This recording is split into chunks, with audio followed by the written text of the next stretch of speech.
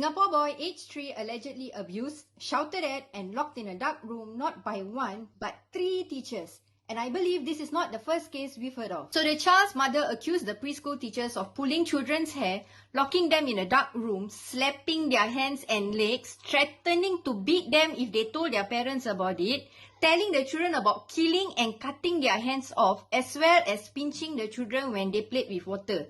Kita susah-susah ngandung, kita susah-susah beranakkan anak kita. We send the kids to your center and this is what you do to our kids. Payak cantik! So because of all this, the child is now scared to go school and have more frequent meltdowns. He was also showing violent behaviors like chopping and pinching others. So basically, he picked up all this from school because it was done to him, what? So he learned, then he do it to others lah. What kind of example is this you're teaching? Thankfully, the mom was allowed to view the CCTV and what did she saw?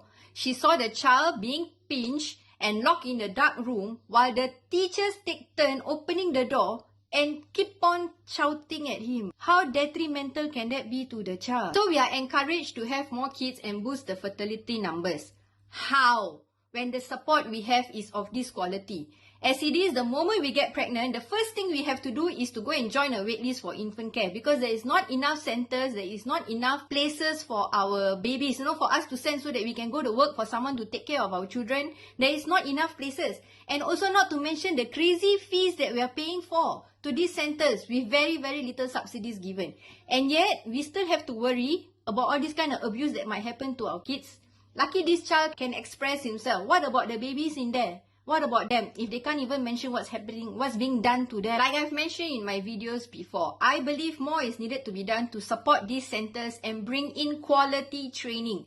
So preschool teachers won't be doing all this. Maybe during the interview, put in some psychiatrists in there or some psychologists in there to just have a measure on how these teachers are thinking and whether they can cope taking care of young kids.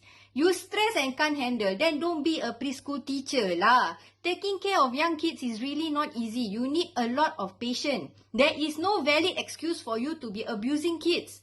I want to know, what do you think is the most rational action that should be taken against these teachers? Hit the comments.